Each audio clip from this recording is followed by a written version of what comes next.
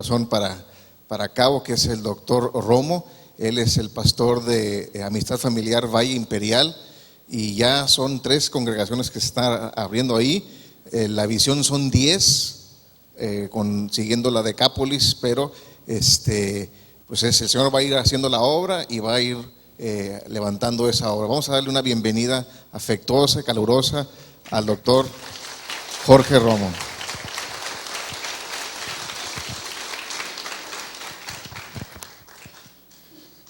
Buenos días, pues siempre es un privilegio estar aquí con ustedes, ¿verdad? Veo muchas camisetas verdes por aquí, muchos futboleros.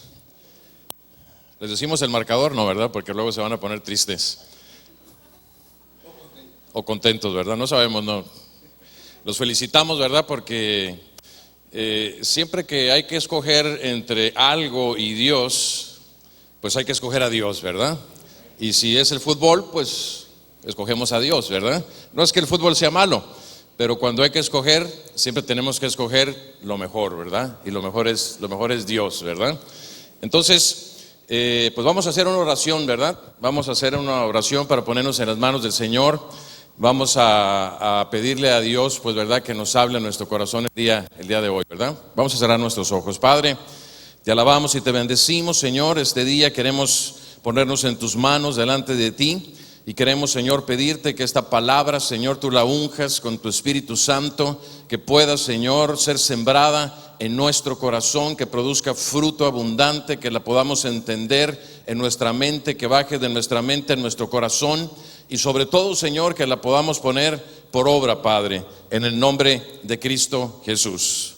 Amén. ¿Cuántos están contentos, pues, el día de hoy? ¿Cuántos hubieran querido quedarse a ver el juego? A ver, levántame la mano, sinceramente. ¿No les dé vergüenza? Pues yo ya la tengo levantada. Pero aquí estamos, ¿verdad? Porque hemos escogido al Señor, ¿verdad? Yo diría, ¿verdad?, que el domingo, el reto, ¿verdad?, para el domingo de la final sería que la reunión que es a la hora del juego fuera la más llena, ¿verdad? Imagínense cómo se sentiría Dios y que dijera: mira, estos hijos sí están pero conmigo, ¿verdad? No les importa absolutamente nada. Y precisamente de eso vamos a hablar el día de hoy. Si le pudiéramos poner un título a esta plática, sería: tu presencia es nuestro hogar. Y ustedes no se han de acordar, ¿verdad?, pero yo estuve aquí hace un año, y es algo que ha estado dentro de mi corazón desde hace un año para acá, ¿verdad? 12 meses que he estado meditando, 12 meses que he estado estudiando, 12 meses que Dios me ha estado hablando sobre su presencia, sobre que Él quiere más de nosotros, que no es suficiente con lo que tenemos. Acuérdense que Dios siempre es un Dios en movimiento. Nunca vamos a llegar a un lugar donde ya vamos a decir: ahí ya tenemos todo, ya la hicimos, sino que Dios siempre nos lleva ahí y luego nos muestra el paso que sigue, ¿verdad? Entonces, la vida cristiana es una vida en movimiento, porque Dios es un Dios vivo, ¿verdad? Y todo lo que está vivo está en movimiento. Por si usted no se acuerda o no estuvo aquí hace un año, hablamos el año pasado de que el título era: tu presencia trae bendición. Y así rápido, en 3 minutos nada más, para darles para recordarles y conectarlo con lo que vamos a ver el día de hoy. Hablamos del ejemplo de David, ¿verdad? Cómo David quiso ir a traer el arca del pacto donde estaba la presencia de Dios, para tenerla junto a él. El rey Saúl, que era el rey que antes había reinado antes que él, nunca se interesó en traer el arca para estar junto a ella. Pero David sí, ¿verdad? Porque David tenía un corazón para Dios, y eso es lo que Dios quiere que tengamos para Él: un corazón que le ame, un corazón que le busque, un corazón que le desee, un corazón que quiera más cada día, ¿verdad? ¿Cuántos quieren más el día de hoy, verdad, para Dios? Por eso estamos aquí, ¿verdad? Si no, estaríamos viendo el partido. Y entonces David fue a querer traer esa arca, pero no lo hizo de la manera correcta, y hubo un problema ahí, ¿verdad? Murió una persona, Usa, y tuvo que dejar el arca en la casa de Obed-Edom por 3 meses. Pero ¿qué pasó en esa casa de Obed-Edom? Dice que esa arca estuvo en la casa de Obed-Edom por 3 meses, y dice la palabra de Dios que todo fue bendecido abundantemente, porque la presencia de Dios estaba en ese lugar.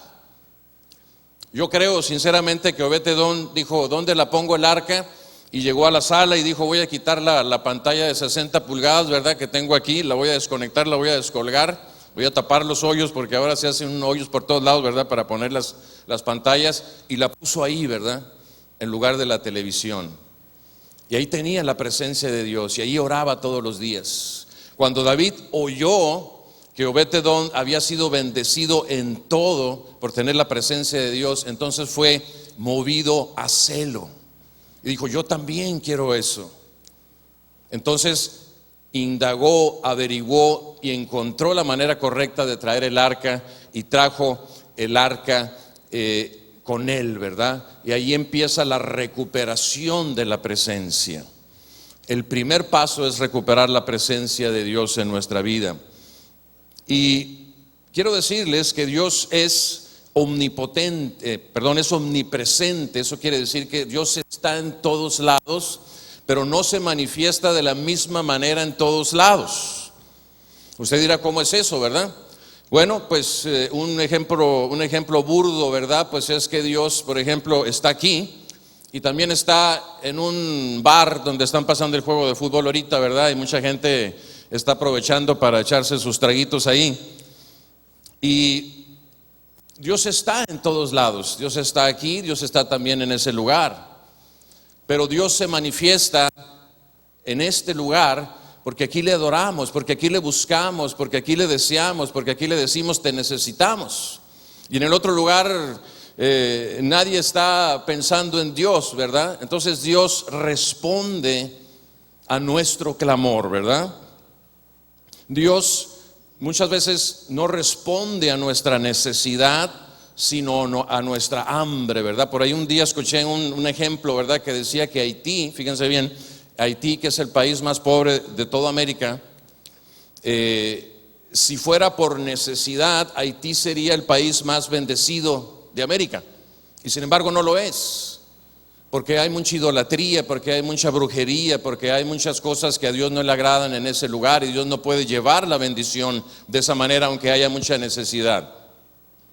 Sin embargo, Dios muchas veces no responde a la necesidad, sino responde al clamor, ¿verdad?, de nosotros. Eso quiere decir que nosotros tenemos que buscarlo, que nosotros tenemos que perseguirlo, que nosotros tenemos que desearlo como lo más importante en mi vida. Ahí le va la primera pregunta.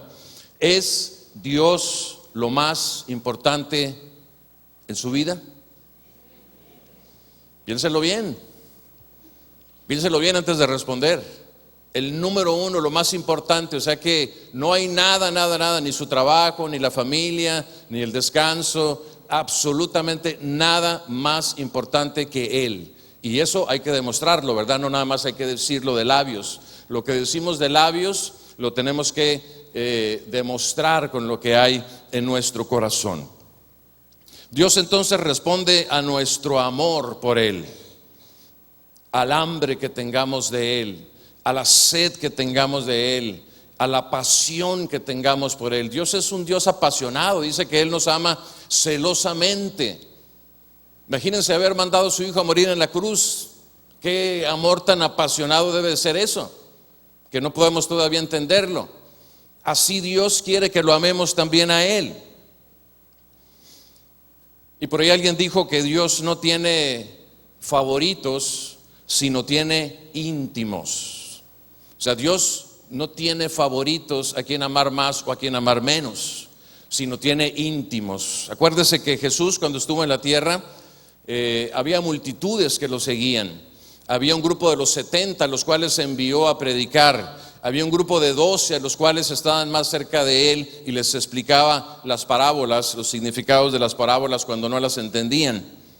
Pero había un grupo de 3, Juan, Pedro y Jacobo, que eran los más cercanos a Él. Y todavía de esos 3 había uno que era Juan, que fue el que en la última cena se acercó a Él, se le acurrucó en el pecho y se le recostó ahí. ¿Por qué hizo eso? Porque tenía una relación con Jesús tan íntima, tan personal, tan cercana, que fue el único que se atrevió a hacer eso. Entonces, Si ustedes se fijan, Jesús muchas veces se llevaba nada más a Juan, a Pedro y a Jacobo. ¿Por qué? Porque eran los que más tenían hambre, eran los que más preguntaban, eran los que más estaban interesados. No quiere decir que eran sus favoritos, no quiere decir que relegaba a los demás, pero sí quiere decir que Él respondía al hambre, a la sed y a la pasión que estos hombres tenían. Y eso es lo que Dios busca. Busca hombres y mujeres con hambre de Él, con sed de Él, con pasión de Él. Ahora, yo no sé si tú has venido aquí y yo no sé cómo esté tu vida espiritual. Esperemos que esté más que excelente, pero si está un poquito estancada, si has notado que tu relación con Dios no es la de antes o que no estás avanzando, entonces este mensaje es para ti. Dios entonces no quiere visitarnos o que lo visitemos a Él una vez por semana, sino que Él quiere quedarse a vivir todos los días con nosotros. Vamos a ver un ejemplo, ¿verdad? En Segunda de Reyes, nueva versión internacional, Segunda de Reyes 4:8, y vamos a leer un ejemplo que nos puede hablar muy claramente de eso, ¿verdad? Segunda de Reyes 4:8, ya lo tienen por ahí en la pantalla, ¿sí? Dice que aconteció también un día, la historia de Eliseo y la Sunamita. Eliseo va a representar Dios y Sunamita va a representar nosotros. Dice que aconteció también que un día cuando Eliseo pasaba por Sunem, y había ahí una mujer importante que le invitaba insistentemente. Fíjense, ahí está la primera palabra importante. Le invitaba insistentemente. O sea que cada vez que lo miraba, lo invitaba a su casa. ¿Por qué? Porque era el varón de Dios, porque ella quería saber más, porque ella no se conformaba con ir a la sinagoga y escuchar lo que el profeta tenía, sino ella quería más de Dios a través del profeta. Y es lo primero que debemos hacer nosotros, buscar a Dios insistentemente, ¿verdad? No se vale eso de que no, pues ya lo busqué 2 semanas y no pasó nada y lo dejé de buscar. No, tenemos que perseverar, tenemos que permanecer, tenemos que buscarle insistentemente. Ese es el primer paso que debemos de dar. Dice que lo invitaba insistentemente a que comiese en la casa de ella, y claro, cualquiera iría a comer, pero ella no nada más quería invitarlo a comer, sino quería escuchar todo lo que Dios tenía de parte del profeta. Cuando él pasaba por ahí, entonces venía a la casa de ella a comer. O sea, ¿cuál fue el resultado de ella estarle invitando insistentemente? Que después, cuando pasaba por ahí, ya venía automáticamente a la casa de ella. O sea, ya no tenía que insistir, ya lo tenía ahí.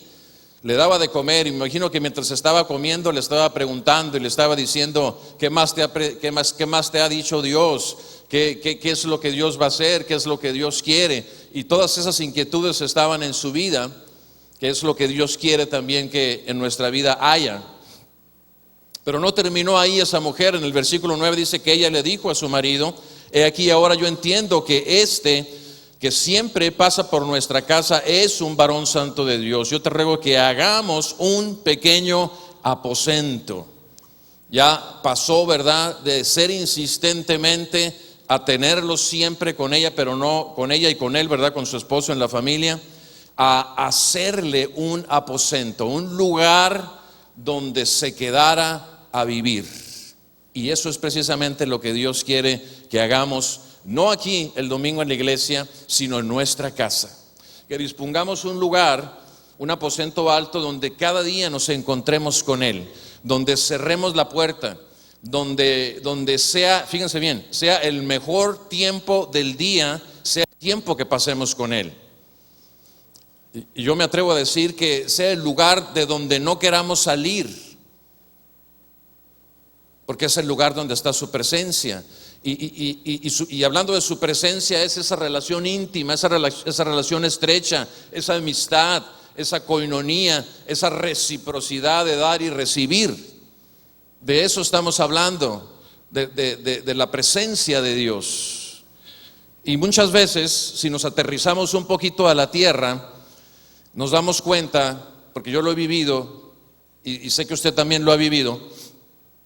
Empezamos delante de Dios y empezamos a sacar todas nuestras peticiones, todas nuestras necesidades, todos nuestros problemas, nuestros temores, nuestras frustraciones, y creemos que el mundo no existe, nada más existimos nosotros delante de Dios, y solo hacemos eso delante de Dios. Y no está mal pedirle a Dios que nos ayude, porque Él quiere ayudarnos, pero Él no nada más quiere que le pidamos, sino también Él quiere recibir de nosotros.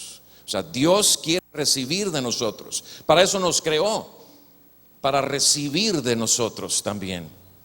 Entonces nos hacemos bolas ahí, ¿verdad? Entre cuánto tiempo le dedico a esto, cuánto tiempo le dedico al otro. Yo no sé usted, ¿verdad? Pero yo tuve que tomar una decisión. Yo tuve que partir el tiempo en dos. Y dije, esto no funciona, lo voy a partir en dos. En la mañana voy a pedir todo lo que quiera al Señor, voy a pedir por mi familia, por mi trabajo, por todas mis necesidades. Y entonces en la noche, cuando yo entre a ese lugar, ya no voy a tener que pedir nada. Imagínese entrar a un lugar secreto, a un aposento alto con Dios, sin tener que pedirle nada. Dirá usted, bueno, pues entonces ¿de qué le voy a platicar? Bueno, pues usted entonces empieza a adorarle, empieza a alabarle, empieza a decirle que le ama, empieza a decirle que usted está ahí nada más por Él, que no tiene ya nada que pedirle. Y entonces Dios empieza a contestar. Y no espere que aparezca una luz o se llene de humo ese lugar. Pero sí van a suceder cosas como que si usted entra cansado, va a salir fortalecido. Si usted entra con temor, va a salir con paz. Si usted entra desesperado, va a salir gozoso en el Señor. Y eso solo lo puede hacer Dios. Él es el único que puede llenar nuestros corazones. Él es el único que puede satisfacer nuestras necesidades. Hemos sido creados con un vacío tan grande que solo Dios lo puede llenar. Dice que esta mujer le dijo a su esposo, te ruego que hagamos un pequeño aposento de paredes y pongamos allí una cama, una mesa, una silla y un candelero, para que cuando Él viniera a nosotros se quede en Él, o sea, se quede en Él y se quede con nosotros. Imagínese una relación con Dios de cada día, de todos los días, una relación de intimidad, una relación fresca cada día, nueva, diferente, que no digamos lo mismo siempre. Acuérdense que el segundo tiempo ya nada más es con Él. Es como en Cantar de los Cantares, ¿verdad? Podemos decir, Él es mío y yo soy suyo. Él es mi amigo y yo soy su amigo también. ¿Usted se ha preguntado que Dios quiere ser su amigo? Él es nuestro Padre, nosotros somos sus hijos. Pero acuérdense que Jesús les dijo a los discípulos, ya no os llamaré siervos, sino amigos, porque ustedes conocen todo de mí. Y eso es lo que Dios quiere, revelarnos su corazón, que conozcamos todo lo que Él tiene para nosotros. Pero tenemos que estar en quietud, tenemos que estar en adoración. Tenemos que estar en ese lugar suficiente tiempo para poder recibir. Dios no es un Dios de café instantáneo y de microondas. Dios va despacio, se cocina despacio. Entonces tenemos que estar el tiempo suficiente. No podemos entrar y salir corriendo y decir que ya estuvimos con el Señor. No podemos hacer eso. Tenemos que quedarnos ahí el suficiente tiempo hasta que creamos, sintamos o estemos seguros o Dios nos haga ver que fue el tiempo suficiente. No hay un tiempo específico para estar delante de Dios. Pero fíjense lo que Jesús les dijo a los discípulos en Getsemaní, cuando Él estaba orando agónicamente y los discípulos estaban durmiendo, porque no había televisión si no estuvieran viendo el fútbol, ¿verdad? Por eso estaban durmiendo. Y les dijo, ¿no podéis haber orado ni una sola hora? No les dijo 10 minutos, no les dijo 15 minutos, no les dijo media hora, les dijo 1 hora. Y él se fue todavía 2, 3 veces, eso quiere decir que él les oró como 3 horas. Y los discípulos estaban dormidos. ¿Qué es lo que estaban demostrando ellos? Que no entendían el momento, que no tenían ese corazón para Dios. Claro que después, cuando el Espíritu Santo vino sobre ellos y ellos entendieron el propósito y fueron y llevaron las buenas nuevas a todo el mundo, y aún fueron mártires, murieron por la causa de Dios. Entonces, Dios quiere quedarse con nosotros. ¿No saben lo revolucionario, todo lo tremendo, todos los tesoros escondidos que hay en ese lugar secreto, ¿verdad? Donde tenemos que ir corriendo, ¿verdad? Si usted dice a las 10 de la noche estoy ahí, a las 10 en punto usted va, abre la puerta, cierra la puerta y se encierra ahí con Dios y le dice, aquí estoy, Señor. Y luego van a venir los problemas, los ataques, ¿verdad? Pues no me siento bien, mi programa favorito, hay mucho ruido, hay mucha distracción, se enfermó el niño y muchas circunstancias, y decimos, bueno, Señor, pues lo intenté, pero no se pudo. Pero fíjense lo que hizo Pablo y Silas en la cárcel de Filipos. Ellos habían sido azotados, ellos habían sido golpeados, ellos estaban escurriendo todavía de sangre de los latigazos que les habían dado. Llegan a la cárcel, los meten en lo más profundo de la cárcel, les ponen el cepo, esas cosas horribles en las piernas, que les ha de haber dolido porque a lo mejor traían heridas también ahí. Y estos hombres, en lugar de haber dicho, pues Señor, pues lo intentamos, ¿verdad? Predicar tu palabra en esta ciudad, pero no se pudo. ¿Qué fue lo que ellos hicieron? Empezaron a cantar, empezaron a adorar. Entonces el enemigo dijo, estos no puede ser posible que estén cantando si ya los golpeé, si ya los encarcelé, si ya los puse, ya les quité todo lo que deberían estar llorando. Y están cantando, no puede ser. Eso es lo que el enemigo quiere. Que estemos preocupados, que estemos llorando, que estemos quejándonos y que no estemos cantando. Le voy a decir otro secreto.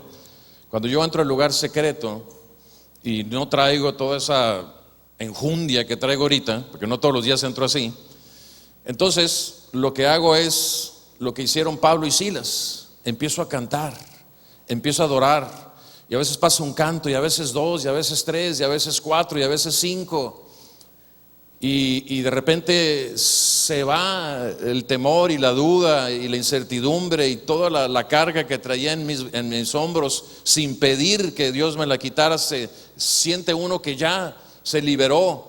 Y entonces empieza uno a adorar y a platicar con Dios como si nada hubiera pasado. Porque la adoración es la llave para entrar a la presencia de Dios. ¿Cómo debemos desear su presencia? Y para que se oriente un poquito más, cuando hablamos de su presencia, estamos hablando de una relación íntima, de una relación personal, de una amistad diaria. ¿Cómo debemos desear su presencia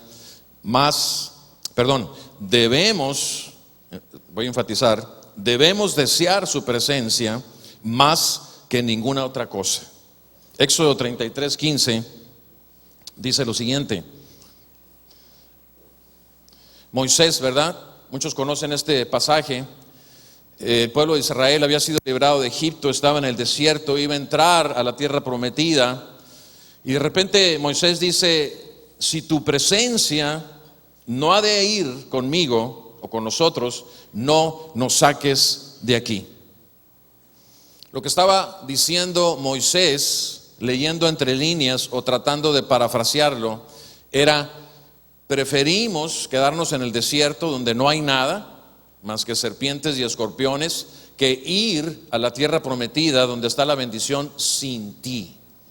¿Se fijan el concepto tan profundo?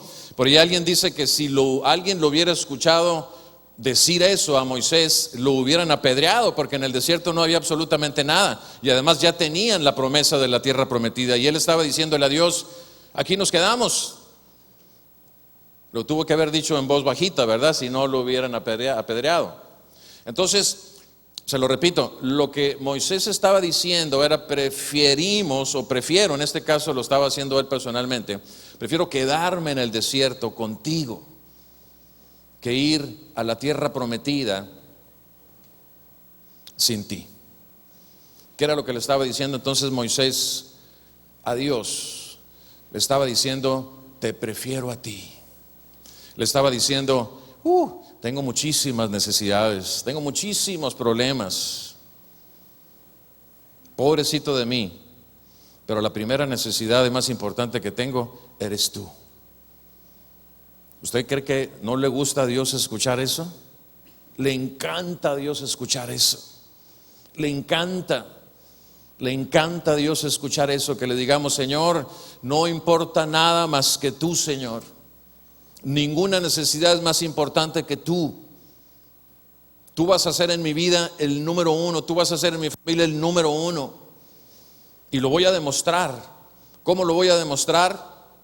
Buscándote y renovando mi relación constantemente contigo, amando tu palabra, obedeciendo tu palabra, compartiendo tu palabra, santificándome, sirviéndote, cumpliendo tu propósito y sobre todo teniendo una relación estrecha, íntima con Dios.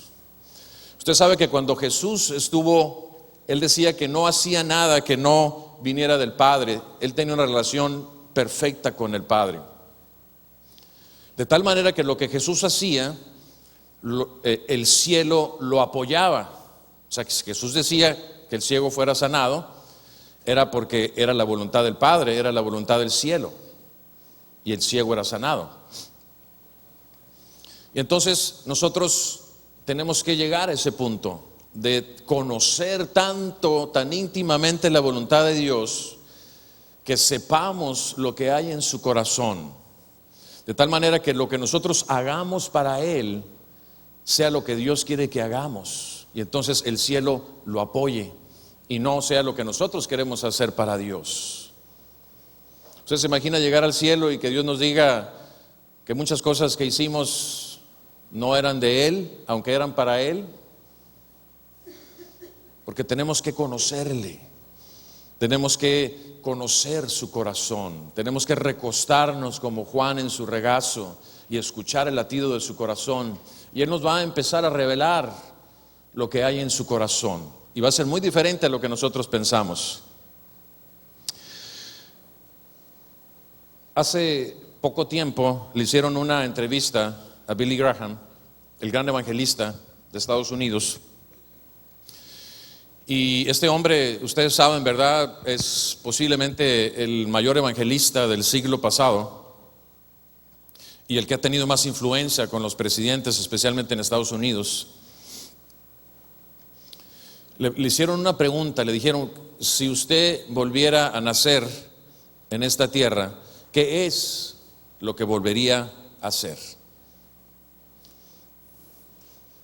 Y la respuesta de este hombre fue: pasaría más tiempo con Dios.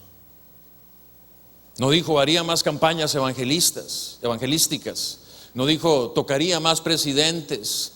No dijo entraría a los satélites. Nada de eso dijo. Él dijo sencillamente: pasaría más tiempo con Dios. Imagínense qué tremendo, ¿no?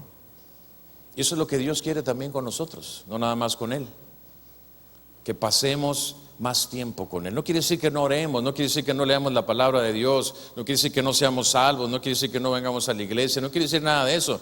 Lo que Dios quiere es más tiempo con nosotros. Es un proceso de caminar. Dios va hacia adelante, es un Dios en movimiento. Él quiere que no nos estanquemos, sino vayamos siempre hacia adelante. Les pregunto y les pongo una estrellita, ¿verdad? Les digo quién va ganando al que me conteste esta pregunta. No se vale checar los teléfonos, ¿sí? Porque ya había algunos ahí que así como que con la mano nerviosa. ¿Cuál es la ciudad que Jesús llamó su ciudad? Levánteme la mano nada más el que sabe. No veo por aquí nadie, no veo por acá nadie. Nadie quiere la estrellita, nadie quiere saber cómo va el juego. Pues yo tampoco sé. Ay, no sé. Entonces, vamos a ir a Mateo 9:1 para encontrar lo que dice la palabra de Dios. Evangelio de Mateo 9:1. Dice, entonces entrando Jesús en la barca, pasó a otro lado y vino a su ciudad. No dice cuál es su ciudad, ¿verdad? Pero luego vamos a ver otro pasaje alterno donde dice cuál es su ciudad. Algunos de ustedes dirán, bueno, pues yo sé cuál es la ciudad de Jesús. Belén, porque ahí nació. No, yo sé cuál es la ciudad de Jesús. Nazaret, porque ahí creció. No, yo sé cuál es la ciudad de Jesús. Jerusalén, porque es la capital y ahí está el templo. Pero si nos vamos al pasaje alterno, a Marcos 2:1, que es el mismo pasaje, dice el versículo 1, dice que entró Jesús otra vez en Capernaum después de algunos días y se oyó que estaba en casa. Y los que han tenido el privilegio de ir a Israel no me dejarán mentir, por ahí en alguna parte de la ciudad hay un letrero, ¿verdad? En fierro forjado, yo lo he visto en fotos, donde dice Capernaum, la ciudad que Jesús dijo su ciudad. Imagínense. Qué privilegio, ¿verdad? Pero ¿qué hizo que Jesús llamara a Capernaum su ciudad? El lugar de Él, el lugar donde Él se sentía mejor. El lugar donde a Él lo trataban mejor. Definitivamente podemos decir que la gente en esa ciudad tenía hambre, tenía sed, tenía pasión por Él. Eran íntimos, no favoritos. Eran famosos en el cielo y temidos en el infierno. Algunos de nosotros somos famosos en el cielo, porque dice Dios que cuando recibimos salvación nuestro nombre es escrito en el libro de la vida. Pero no somos temidos en el infierno. Por ahí alguien decía que en el infierno debe haber un letrero que diga se busca Hugo Treviño, ¿no? 55,000 diablo dólares por la cabeza de él, ¿no?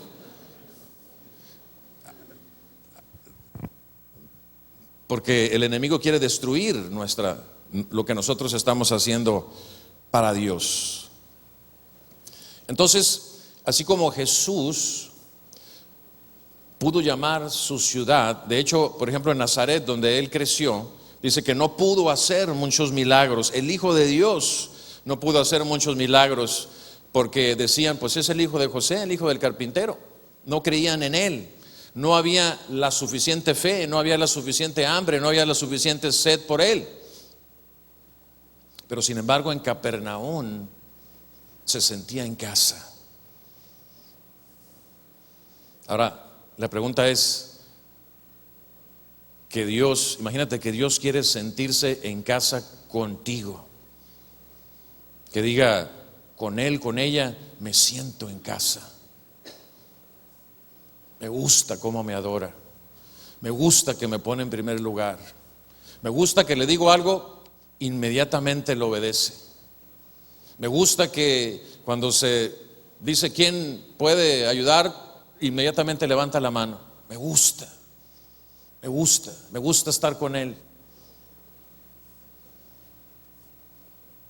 O al revés, si no le gusta mucho estar con nosotros, pues tenemos que saber que Él está esperando eso de nosotros. No por eso va a dejar de amarnos. Acuérdense que Dios nos ama como estamos. Si nos amó siendo pecadores, mucho más ahora que hemos sido lavados con la sangre de Jesús, pero no quiere dejarnos como estamos. sino quiere que vayamos hacia adelante. Y cuando lleguemos delante de la presencia de Dios, hayamos cumplido el 99% de las cosas que Dios tenía para nosotros. Imagínense que podamos llegar y respirar, y no al revés, que bajemos la cabeza y digamos panzazo, ¿no? Pasamos de panzazo. ¿Qué me dirías si te dijera que esta ciudad, Mexicali, también es la ciudad de Jesús? Como dos amén. Vamos a ver si esos dos tienen la razón, ¿verdad? Vamos a ir a Isaías 19:18. Isaías 19:18. Isaías 19:18. Dice, en aquel, está hablando proféticamente el profeta, válgame la redundancia, sobre un avivamiento, ¿verdad? Dice el 18, en aquel tiempo habrá 5 ciudades en la tierra de Egipto que hablarán la lengua de Canaán. Egipto significa el pecado, Canaán significa el hablar de Dios. Y que juren por Jehová de los ejércitos, o sea, que digan, Él es mi Dios.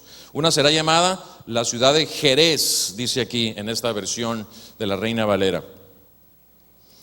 En la nueva versión internacional, no sé si la tengan por ahí, allá atrás, ¿sí tienen no tiene la nueva versión internacional?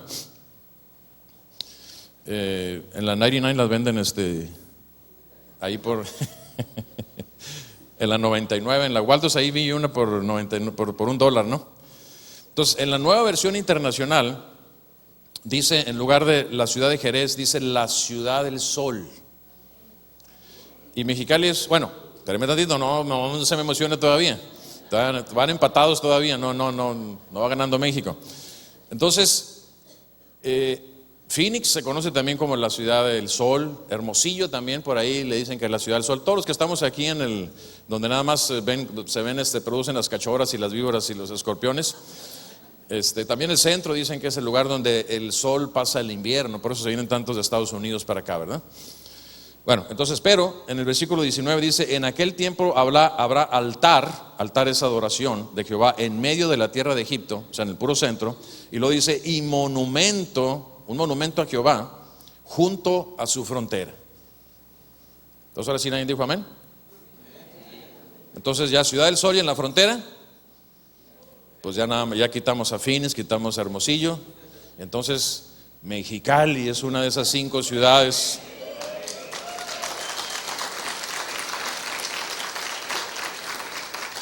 Es una de esas 5 ciudades que hablará el idioma de Canaán. Imagínense qué promesa, ¿no?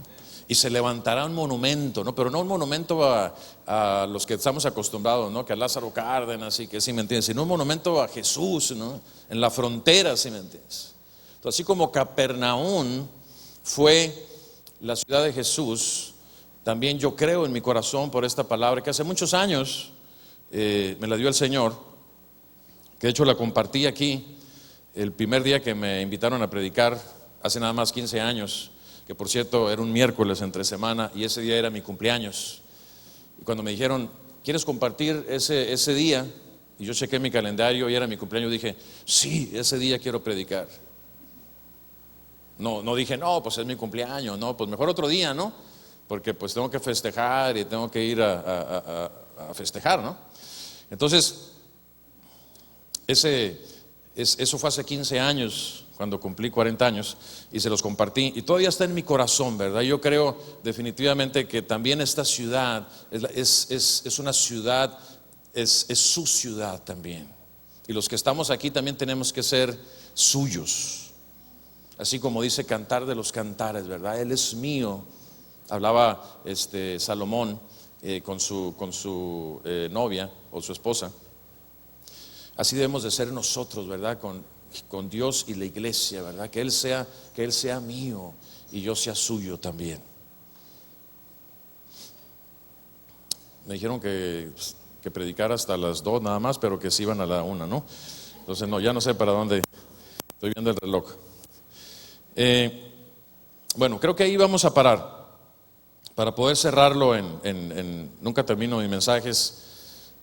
Yo siempre, fíjense que cuando empecé a predicar tenía el temor de quedarme a la mitad de los mensajes sin tener ya nada que decir. Entonces por eso todavía hasta le pongo el doble o el triple, ¿no? Para que siempre me sobre y no me falte, ¿no? Entonces, Vamos a cerrar nada más con esto. Vamos a cerrar con Apocalipsis 3:20.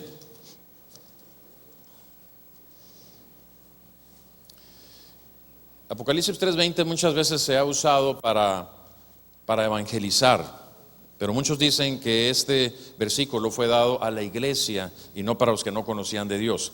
Entonces Apocalipsis 3:20 dice el Señor: he aquí, yo estoy a la puerta y llamo. O sea, Dios está tocando a la puerta de nuestro corazón. Si alguno oye ¿qué? Lo que Dios nos está diciendo el día de hoy, mi voz, y abre la puerta de su corazón, entonces dice: yo entraré a él. Y luego dice: cenaré con él. Pero no nada más Dios con nosotros, sino también Él conmigo. Imagínense, cuando invitamos a alguien a comer, como que ya lo conocemos un poquito más, ¿verdad? Lo conocemos si come chucherías, si le gusta la comida chatarra, si se cuida, si es vegetariano y muchas otras cosas más, ¿verdad? Entonces Dios quiere entrar, no quiere decir que no esté con nosotros, pero quiere estar en una mayor presencia, vayamos a decirlo de esa manera. Quiere cenar con nosotros. Para cenar no puede cenar en 5 minutos, ¿verdad? ¿O usted cena en 5 minutos? Se necesita tiempo, ¿verdad? Para platicar, para comer, para cenar con Él. Y eso es lo que Dios quiere el día de hoy. Que le abramos nuestra puerta y le digamos: Señor, sí, yo quiero más de ti. Yo voy a buscar más de ti. Yo quiero tener mayor comunión contigo. Yo quiero tener mayor intimidad contigo. Yo quiero conocerte más. Yo quiero obedecerte más. Ese es el reto. Ese es el reto que Dios nos trae este día. Y vamos a poner un canto que traje el día de hoy. Y precisamente el canto se llama, como se llama la predicación, tu presencia es nuestro hogar. Debe de ser nuestro hogar, o sea, la presencia de Dios debe de ser el lugar donde habitemos y donde Él habite, el lugar donde queramos estar siempre. Vamos a escucharlo, el coro es muy sencillo, para que lo repita después de 2 o 3 veces que lo escuche. Y después vamos a orar, vamos a dedicar el tiempo a orar, para que esto no quede en palabras, para que esto no quede en una plática más, para que realmente produzca el fruto para el cual Dios lo ha enviado. Adelante. Padre, tu presencia, Señor, es nuestro hogar. Vamos a ponernos de pie para orar y poner esta palabra delante de ti, Señor. Padre, eres bienvenido, Señor, a este lugar. Este es tu trono, Señor. Nuestro corazón te pertenece. Tú nos has salvado. Tú moriste, Señor, en la cruz por nosotros. Y por eso, Señor, este día queremos abrir completamente nuestro corazón a ti, Señor, y decirte que entres, Señor, que queremos cenar contigo y que tú cenes con nosotros. Tu presencia, Señor, es nuestro hogar. Necesitamos, Señor, más de ti. Necesitamos, Señor, conocerte más. Necesitamos, Señor, ir a aguas profundas. Necesitamos, Señor, recibir todo lo que tú tienes para nosotros, Padre. Te pedimos perdón, Señor, si no te hemos buscado de la manera que tú quieres. Te pedimos perdón, Señor, si hemos sido negligentes. Te pedimos perdón, Señor, si no te hemos dado el tiempo, Señor, si no te hemos construido ese aposento para estar contigo, Señor, si no hemos aprendido a disfrutar tu presencia, Señor. Perdónanos, Señor. Pero este día, Señor, queremos arrepentirnos y queremos pedirte, Padre, que tú entres en nuestros corazones, que cada día podamos ir corriendo al lugar secreto, que cerremos la puerta, que estemos ahí contigo, Señor, adorándote, conociéndote, llenándonos de ti, Señor. Que podamos decir, Señor, como en Cantar de los Cantares: tú eres mío y yo soy tuyo. Oh Padre, tu amor, Señor, que nos demostraste en la cruz, Señor, es inmenso. Nosotros queremos amarte de esa manera, Señor. De esa manera, Señor. Tenemos muchas necesidades, tenemos muchos problemas, pero la primera necesidad, Señor, que tenemos es de ti, Señor. Te queremos a ti, Padre. Queremos decir como Moisés: si tu presencia no está con nosotros, no queremos ir a ningún lado. Preferimos quedarnos donde estamos. Anhelamos, Señor, tu presencia. Te anhelamos, Señor, a ti. Cada uno en su lugar, ahí donde esté, levante su voz. Haga una oración personal delante de Dios. Hable delante de Dios. Él quiere escuchar su voz. Dígale lo que hay en su corazón. Dígale el anhelo que hay en su corazón. Te bendecimos, Señor. Te adoramos, Padre. Esta es tu casa. Esta es la casa de tus amigos. Tú puedes venir y disfrutar. Si tú no estás con nosotros, la casa no sirve de nada. Te anhelamos, Señor. Te bendecimos. Te necesitamos, Padre. Te damos honra y gloria a ti, Señor. Haz ese milagro. Solo tú lo puedes hacer, Señor. Solo tú, Señor, a través de tu Espíritu Santo, puede poner hambre, puede poner fuego, puede poner pasión en nosotros por ti. Solo tú puedes romper esos odres viejos en nuestros corazones y darnos esos odres nuevos para que tú puedas derramar ese vino nuevo. Solo tú, Señor, puedes romper esos corazones de piedra y darnos corazones de carne sensibles a ti. Solo tú, Señor, puedes hacernos adictos a tu presencia, Señor. Que no busquemos nada más, sino solo a ti, Señor. Solo tú, Señor. Solo tú, Señor. Solo tú en primer lugar. Solo tú el más importante. Solo tú el mejor. Solo tú, Señor. Que nada se interponga, Señor, entre nosotros. Queremos ser íntimos.